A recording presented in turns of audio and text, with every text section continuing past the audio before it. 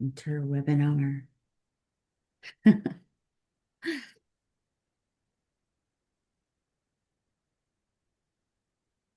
Hi, everyone. Thank you for joining us today for AXC, our March webinar. We'll get started in just a couple of minutes. In the meantime, we have about 80 degrees in DC today, so put into the chat if you have any plans for travel or anything fun coming up in the summer. We're also going to use the chat for Q&A, but while we're waiting for everyone to join us, we will have you answer that question. What are your summer Got it. plans for Sorry about that. travel? Hi, everybody. Thanks for joining us. The question of the day to put your answer in the chat is, what are your travel plans for this summer? It's about 80 degrees in DC today, reminding us of summer. So, Marcia says she's going to her first F1 race this spring. Nothing this Ooh, summer. fun. That's exciting. Kind of goes along with ASAE's conference in Indianapolis, where the Indy 500 is raced. Anyone else going anyplace fun this spring or summer? Please put your answers in the chat. Let's see. Aisha says she's enjoying the cherry blossoms in DC right now. Erica says she's doing a beach trip and college visits. Yes, Simon was just talking about college visits. Mhm. Felicia is hiking in the Catskills. Very exciting. Celebrating my grandmother's 90th birthday this summer. Yay, Grandma. Happy birthday. Um, Heading to Toronto. Caitlin says heading to Toronto to catch a WNBA game. New expansion team. That's exciting. Mm. Anyone else? Put your answers in and we'll get started just in a few minutes. We're going to wait a couple of minutes for people to join us. I see people are still coming in.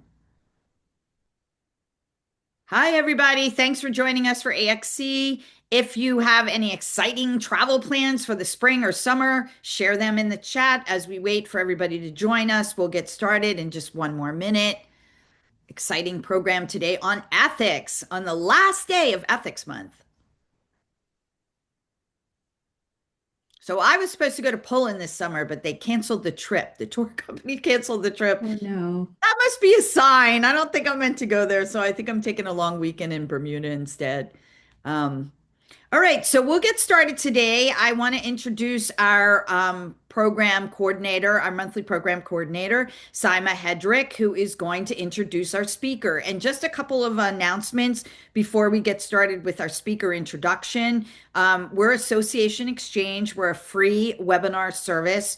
No one profits from this. We're all volunteers. And thank you very much for joining us today. Our April program will be held on April 28th, and it's called Elevating You, Personal Branding on LinkedIn for Association Executives, featuring Tal Wolliner, who's the Chief Communication Officer for the American Association for the Advancement of Science. At the end of this session, Larry Smith, who is chair of ASA's ethics committee, is going to be including some ethics resources for you all at the end of his presentation. And if you want to put your comments or questions in the chat rather than using the Q&A, that would be most appreciated. Sima, you're on. Introduce Larry. Great. Thanks, Sherry. It is my honor to introduce Larry Smith, JD, CAE, who is the Executive Director and Principal, oh, hold on just one second, Principal Consultant for IIB Association Group in Chicago, where he shares his passion for best practices and innovation by providing legal and strategic management consulting services to help association boards, executives, and staff fulfill their potential. Sorry.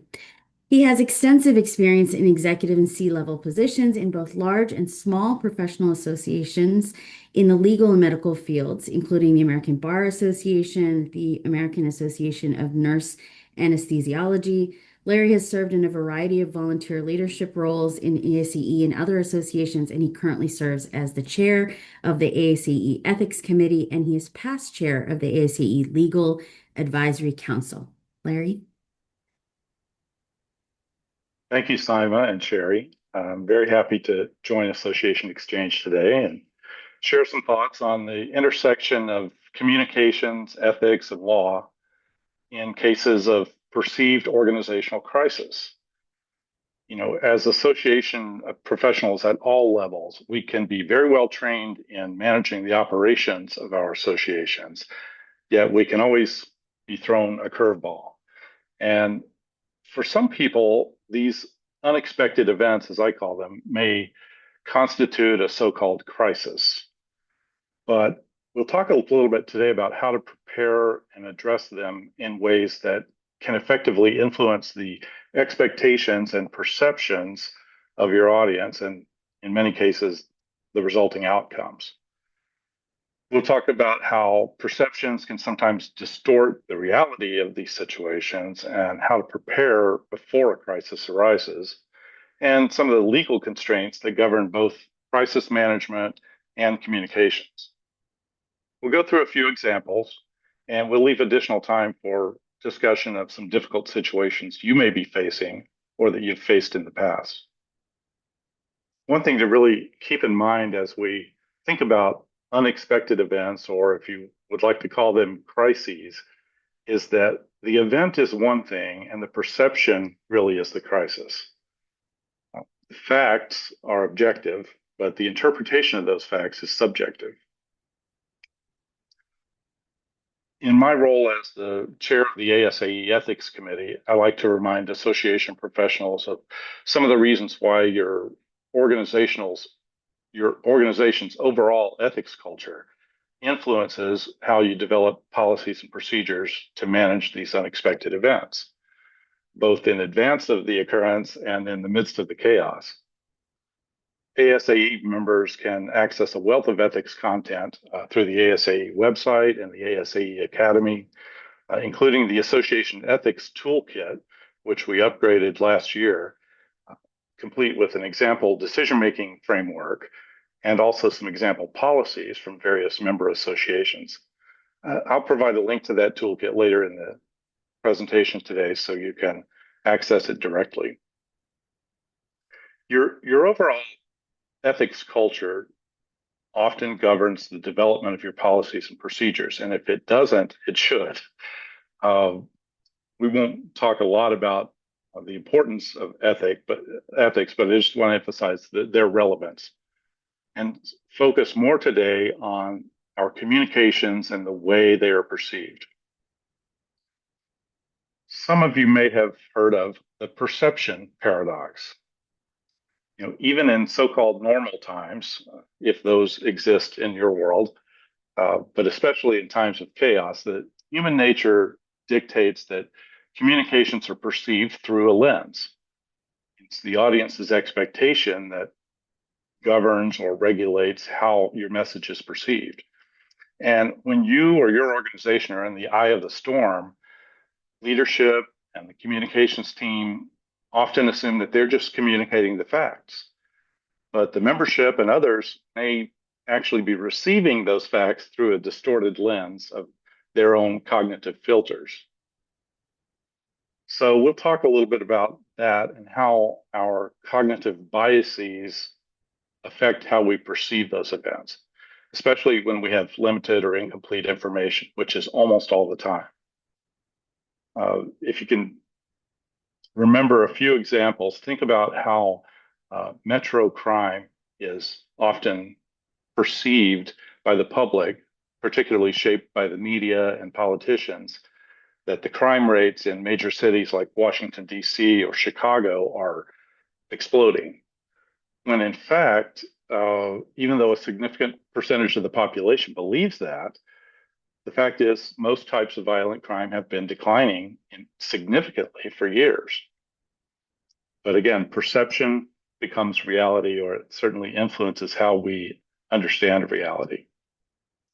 Another very relevant recent example is the way in which we've seen AI algorithms being trained by the humans, and the inputs that we provided them may unintentionally introduce our existing biases, either through our prompts or the training on existing data.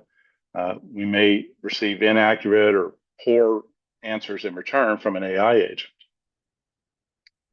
Another common example, particularly when it regards communications, is the so-called Streisand effect. That is the effect where even though your communications are trying to cover up, maybe not cover up, but draw less attention, you end up drawing more attention to a situation that was meant to remain confidential. Once upon a time, Barbra Streisand sued a media organization for showing helicopter photos of her Malibu estate. But the ensuing attention brought even more attention to the very thing she was trying to hide, or at least keep confidential, and that was the photos of her estate. And so that's been described as the Streisand effect. All of these are examples of how, in general, the public can perceive things. And here, in our case, we're talking about not just the public, but also the media, the members, the leadership, and various parts of our audience. So let's talk specifically about some of those biases and how they work. Remembering that our perceptions are really mirrors of ourselves and not necessarily a window into the facts. Among many of the filters that our brains use to influence those perspectives or perceptions are these principal cognitive biases. And these affect us both as communicators and as listeners. Some people call these the four horsemen of misperception. One of them is called confirmation bias, where the listener hears what he or she wants to hear, cherry picking your communications to confirm what they already suspected, either that the organization or the board is handling things well, or that they are not. You'll often hear, "I knew they were hiding something," because I already had a bias that they were hiding something. So that can absolutely affect the way our audience perceives our communications about these crises or unexpected events. Another bias is hindsight bias. The sort of, now that we know all the facts, why didn't you see this coming? This was so obvious. And why did we pay for that consultant to tell us what occurred when everyone could have seen it plain as day? But that's sort of a 2020 hindsight bias. Another is the difference between the dynamics in groups and out groups. So, for example, the long timers who are very, very well established in your association versus the way the newcomers may perceive things in very different ways. Maybe you're part of the favored group and those who currently hold power in organizational leadership, and maybe others are not, but aiming to be. They become the favored or disfavored group, or the in group and the out group. And you'll hear phrases like, "Well, they don't really care about us. They, the board, or they, the staff, don't really care about us, the members." That may not be objectively true, but remember, perception is reality in the eyes and ears of your audience. Another common bias is initial impression anchoring, where the first thing that someone hears, whether it's a rumor or a social media post, can set the tone, and your communications are simply playing catch up. Each one of these, among a few others as well, affects how your message is received by your audience. So how do we combat these inaccurate perceptions and otherwise meet the challenges that associations face? Well, we cannot prevent bias, but we can prime our audience to bypass it. And one of the ways we can do that is to start by planning. You've heard about the 5 Ps. Proper planning prevents poor performance, or proper preparation prevents poor performance. That's been a corporate mantra and a military mantra for many years, but how often we put it into practice, it usually pops up after we encounter a crisis or after we encounter an unexpected event. But we can anticipate and prepare for certain types of chaos based on examples from our own experience or that of other organizations that we hear about. And if you think about some of the more high-profile crises that made the news last year, it becomes apparent that a little proper preparation or proper planning might have prevented the performance that ensued. Think about the CEO and the HR director who were spotted together on the kiss cam at the Coldplay concert. The way the aftermath of that was handled was a lesson in ineffective communication for some. Another high profile event was when Cracker Barrel changed their logo and did not anticipate the outcry from their fan base. Another was the American Eagle ad that featured Sydney Sweeney, where they talked about her good genes. And some perceived that to be a bias toward white women having good genes, genes. So not all crises can be predictable or anticipated, but in each of those examples and some of the association-specific examples we'll discuss, there were opportunities to anticipate and plan for how the communications might have been handled. Do we always remember to adjust our policies and our standards so that we're prepared when the next crisis occurs? If we do, we can anticipate and better manage those. But oftentimes, just getting through a crisis exhausts our resources and our mindset, and we don't learn from those hard lessons. We also need to remember that with communications, not one size fits all. Communications to our organizational leaders, to our members, to the broader industry in which we operate, to the media, shouldn't be inconsistent, but they don't need to be identical for those different audiences. And remember, some information is necessary for members and your relationship with them. Others might be more limited when it comes to the public, the industry, and the media. Particularly when it regards public communications, it can be important to be first, not to rush right out of the gate with a statement, but being first is sometimes more important than being perfect with your communications. Sometimes positioning your communication as radical transparency is the answer. Over-explain the why so that you can overcome that hindsight bias. And of course, in many cases, there are legal issues that we need to consider when we're developing crisis communications. The board's fiduciary duties may be affected by the ways in which we do or do not share information. Certainly, the existing bylaws and written policies of the association can govern the way in which we react and the way in which we manage the crisis at its core.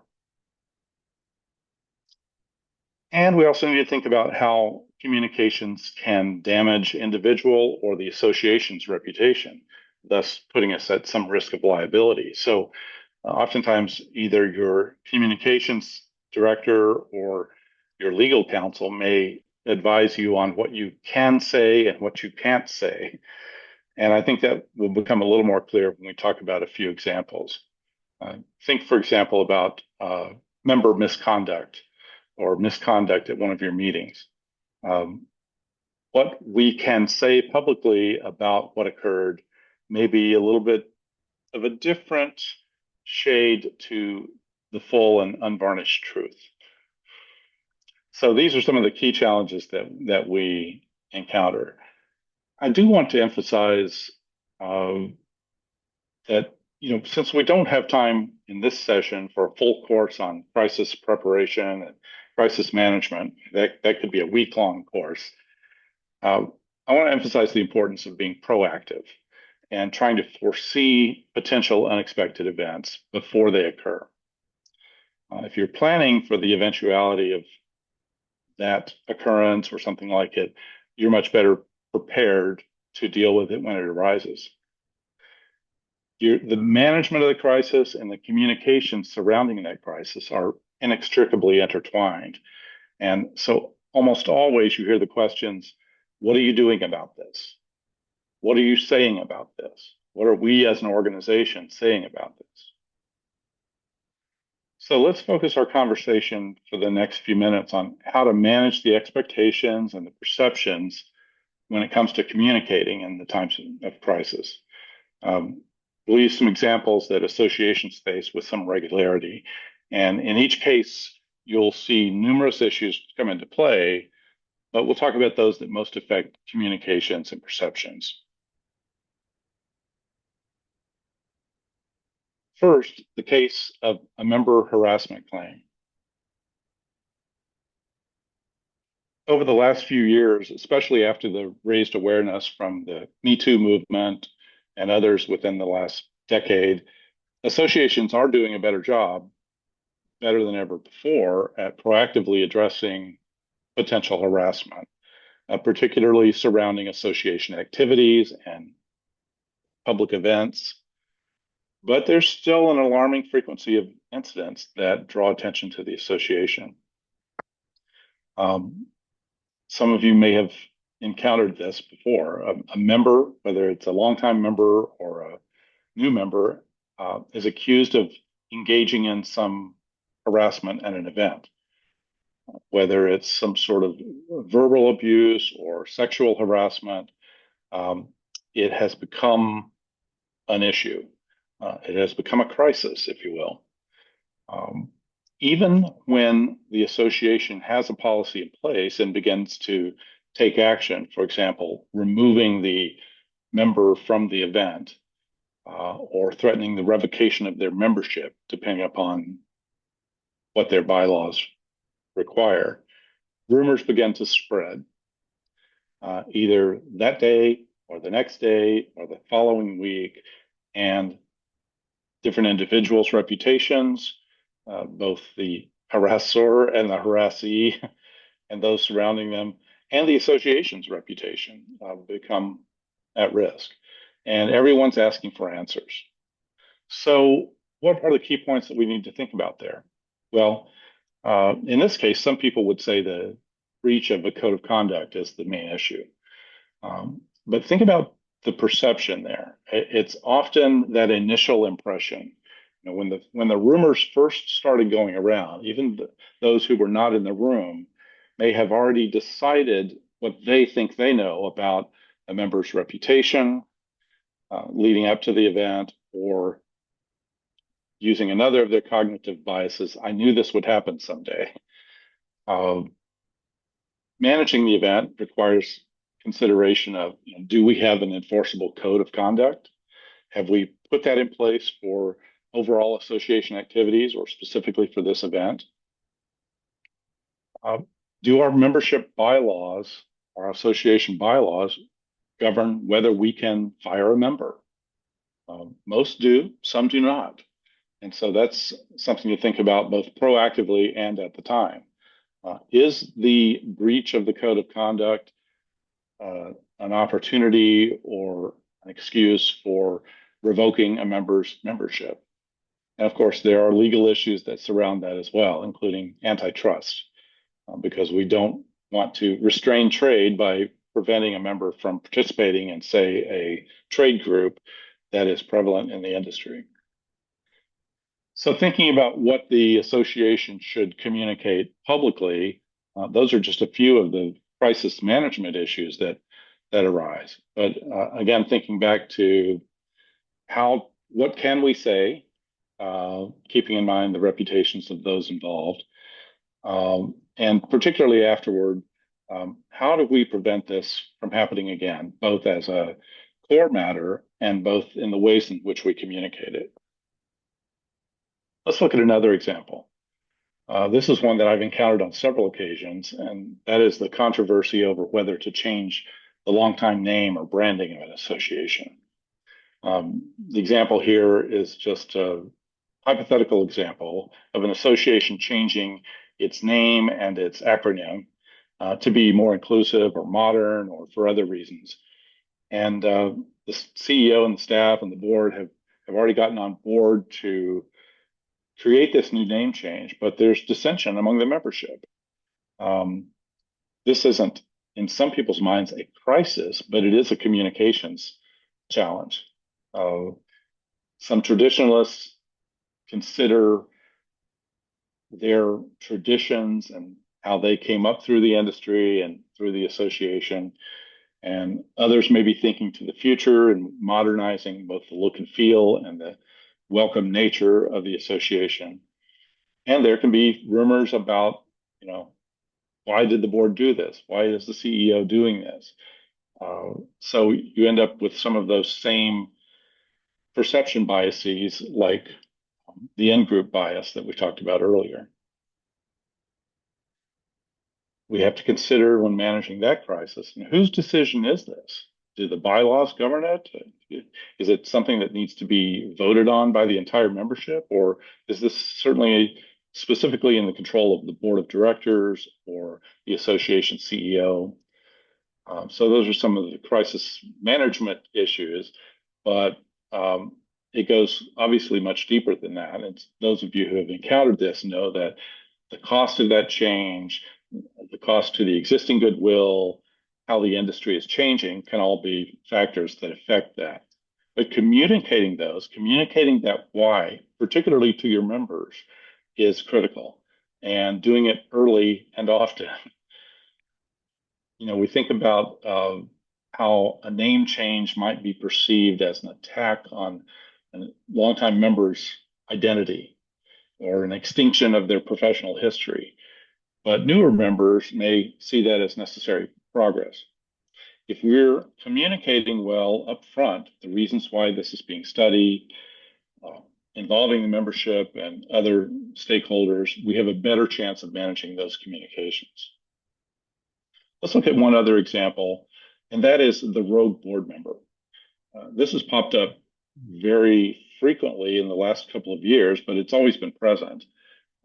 It's organizational chaos when your leadership changes include a new board member or some other leader who, perhaps in the interest or the name of transparency to the members, will refuse to abide by their fiduciary duties, or the association policies governing conflicts of interest or confidentiality. And the resulting outcome is that a board member might leak confidential legal strategies or financial strategies being discussed in the boardroom. They may call that transparency when they're inviting those outside the boardroom to participate in those discussions. In some cases, there's a full faction of membership that is anti-establishment, whether it's toward the current board and those in groups, those who are in power, or the organization CEO and staff. And so there's obviously myriad factors that come into play there, but how we manage that, particularly managing the core crisis itself, is again affects our communications. Confirmation bias always pops in. Remember that the members who already distrusted the elite board will see a rogue board member as a whistleblower or as a hero, regardless of whether they breached a policy. And if you take action by censuring that board member or removing them from power, that even a cease and desist order may look like some sort of censorship of that member. And he or she and those who back them may already feel that the organization lacks transparency. So again, we want to anticipate, and we need to be prepared to communicate the reasons why. Why are we taking the action where we are, and why is that important? So these are just a few examples of what we face on an everyday basis in associations. I'm sure that your wheels are turning and you're thinking of those examples even from the past year in your own association. You are not alone. This happens so frequently, and people like Sherry and others who specialize in communications know that they're often called in to help with managing what is perceived to be a crisis, but might just be a communications issue. So I encourage you to think behind the lens. There are people perceiving things for their own reasons. They may not even be aware of the biases that are inherent in the way they perceive your communications, but that's all the more reason for you to carefully plan and execute your communications. Think about that perception paradox, first of all. What you say, what the objective facts are, may not be the way they're perceived subjectively. So plan ahead, think about your specific audience, members, leaders, industry, the media. Consider the legal issues and consult your legal counsel at the slightest suspicion that you may have legal answers, or legal questions to which you don't know the answers. And always review and adapt your policies and your standards to anticipate future unexpected events. ASAE has adopted and revised over the years aspirational standards of conduct for professional staff, for members, and for industry partners. And if you haven't reviewed these lately, I would encourage you to revisit them on the ASAE website. This is a summary of those standards that you see on the slide here. But if you scan the QR code here, it will take you directly to those standards. And those are available to the public, not just ASAE members. I mentioned earlier that ASAE also revised its ethics toolkit for associations last year. And that toolkit includes an example decision-making framework, as well as sample policies for a variety of professional associations, including codes of conduct, policies on anti-harassment, conflicts of interest, confidentiality, social media, vendor relationships, whistleblower policies. And this year, ASAE and the Ethics Committee are reviewing guidance on AI policies to add to the toolkit. So those continue to evolve, and you can see that soon. If you scan this QR code that you see on the slide, you'll have access to that ethics toolkit, and that may require ASAE membership login to the ASAE website, but it's a very useful tool, and it is one that will be revised yearly. Sana or Sherry, can you tell us what questions have arisen in the comments or the chat line? Yes. So there have been a series of questions, but I'll try to address the ones that came in first. Just a few that I think about the examples that you shared that would help all of us really understand when we're in a similar situation. When the whole Cracker Barrel thing happened with the logo and the outcry for having the logo changed, was there anything that the organization, do you think, could have done differently? There were some thoughts kind of shared in the chat around maybe having focus groups and floating the idea of a potential logo change before actually making it live. And I don't know if they did that or not, but did you have any advice from a legal perspective that you could lend to the person who's asking? Well, first, let me offer a caveat that I am not here to provide legal advice. That's between you and your legal counsel, but I can offer some thoughts on that particular situation, realizing that corporate communications and corporate marketing are different in many ways from association marketing and communications. It's not unlikely that Cracker Barrel did do focus groups and hold its audience and other industry experts before announcing their branding change.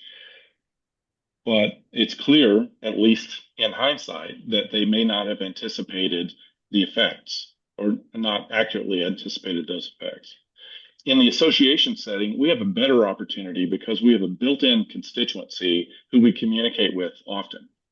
So, for example, if an association is considering a name or branding change, letting people know that the association is looking into that, unless it's so secretive that it involves competition with a rival association, um, one of the most proactive things an association can do and should do is to understand who the stakeholders are, particularly its own membership, and communicate with them throughout the process that we are exploring brand changes, name changes, and here are the reasons why we might, um, the pros and cons of particular branding changes, even town halls where members are not caught unaware when the announcement is made.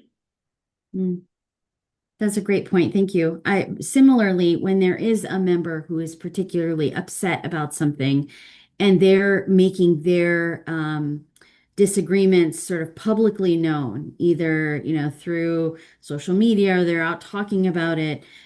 What is I'm particularly sensitive to what you said earlier about not being able to say a whole lot. And, their legal counsel is always going to say, well, you really can't say that. But what can you say in that situation? What is the appropriate response to sort of nip it in the bud before it goes viral? Well, sometimes you cannot prevent it from going viral, but what you can do are um, the communications, and every case is different, but communications can address the fact that the association is aware of the incident, is addressing it in accordance with its existing policies, procedures, and standards. But because of confidentiality factors, and others that may arise, we're unable to comment more at this time. Um, Saying nothing invites more gossip, more speculation, more, as you said, going viral with the event. And that's where those cognitive biases really come into play among your audience. Depending upon how confidential or how particular or personal the incident was, you have the opportunity to make clear that you're addressing it. And if it's a broader issue, even providing an FAQ or otherwise, anticipating the questions that are bubbling about. How did this happen? What are we doing about it? Why did we allow this to happen? Do we have policies governing this? That helps assure the membership, if it's true, that the leadership and the organizational staff have things under control, or at least they are addressing things in the most prudent way possible. Makes sense. I think someone, Marcia mentioned, kind of putting it in your governance documents or your crisis communications plan can really help you address it when it comes time, when you actually need to say something. And you have a canned statement about what your policies say or what you can say. Another question we had was around, oh, hold on one second. There's other questions coming in and the chat keeps changing in height. So Sherry, if you want to jump in, it might be helpful. But I think this one was one that you were particularly interested in is the use of AI. And because so many associations are using it, there really aren't very many policies in place. And how do we protect against that when someone is using AI to produce something that is not necessarily good in the best interest of the association? Well, because AI is reaching into so many different areas of our operations and our product, that is to say, educational content, our meetings, our events, um, whether your association has formalized an AI policy or not, it should address the ways in which your existing policies are affected by AI. So take, for example, a presentation like this one. While I may have augmented my research by looking at AI tools to help me understand what others have written about a subject, um, it is incumbent upon the content producer and, in the broader sense, the association, to ensure that guidelines were followed so that we're not violating someone's intellectual property. Copyrighted material that's been produced by another author, for example. Using AI for decision making is another area in which our communications should be as transparent as possible. If the association or its members participating in a decision making process are using AI as a tool to help aid that decision making, the disclosure of that process is often very important, so that if something comes out that's inaccurate or erroneous, we can trace back why that happened without it being a big surprise. So, for example, I mentioned earlier, some associations are using historical data on how they've issued grants. Think, for example, a 501c4 foundation that is issuing grants from its endowment. If they're using historic information that they didn't realize was always favoring people of a certain ethnic group, people of a certain geographic region, for reasons that are lost to those who are currently making the decisions, then it's a garbage in, garbage out type of situation with AI, where you may be influencing AI with your inputs, and then your outputs remain discriminatory. And so that's just one example of where disclosing the ways in which we're using AI and studying it are important to include in your policies. Yeah, there was a question in the Q&A. I don't know if you caught it, Simon McCurt sent it to me. Anyway, a challenging issue these days is when a member is accused of something that has nothing to do with the association, but it's publicly known and in the media. And some have expectations that the association will comment or take some action. Is there a best practice in this type of situation? Well, a better practice, I'll say, it always isn't always the best for everyone, but having a code of conduct or a code of professional behavior that is enforceable is helpful in instructing whether the association should take any action at all, let alone comment about it. In some industries and some professions, it's easier to create an enforceable code of conduct. In other cases, it's not advisable because some other body manages actual professional behavior. But your code of conduct, particularly if it's tied to your membership bylaws, give the association an opportunity to disassociate itself from that member and his or her felonious conduct, for example. Often it rises to that level, and that's a legal question that we won't get into the details of today, but it's not uncommon for codes of conduct or even membership bylaws to address felonious conduct or conviction of a felony being grounds for dismissal from membership. Leading up to that, though, or short of that, your policy may not address private misconduct at all. And if it truly is private misconduct that doesn't affect the association other than by association, if I may use the word, sometimes it's best to remain silent. But each case differs, and your counsel could provide you a better answer. So we'll finish with this question, and I have this question for you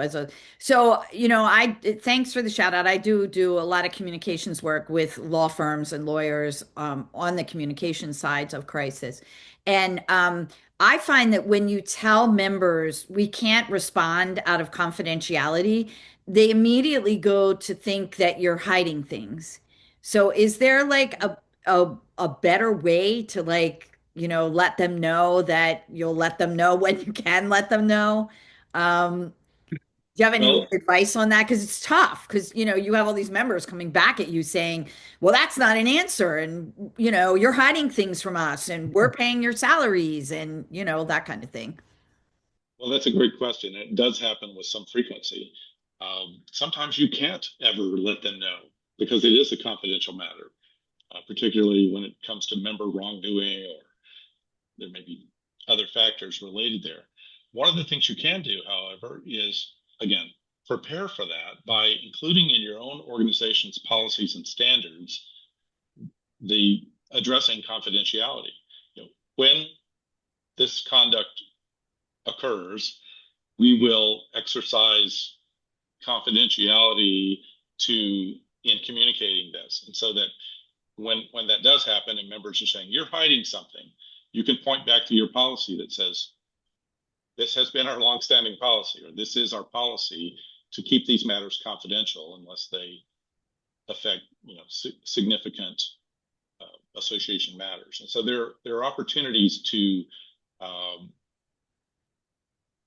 combat that perception that you're just acting on the fly. If it's already in your policy that you will address this in a confidential manner, then that's the way it will be addressed. Any other questions, Simon, that you saw that we didn't address yet? Comments or questions? No. The only thing I was going to say in addition to that is that I kind of wish, and this is something I wanted to ask Larry, is kind of wish that you could say something like, we are respecting confidentiality, but if this type of situation happened to you, I'm sure you would expect the same thing. So please respect that we're abiding by our policy. Something like that. It's like if you were involved, you wouldn't want us to share this Right. information We're publicly. protecting our members. Yeah, we're protecting our members and your colleagues, that we're protecting their reputation. And in a recent case that I was dealing with, that's what the association said. And I think that's the right thing to say. Again, like what Simon said, if you were in this situation, you'd want us to protect you as well.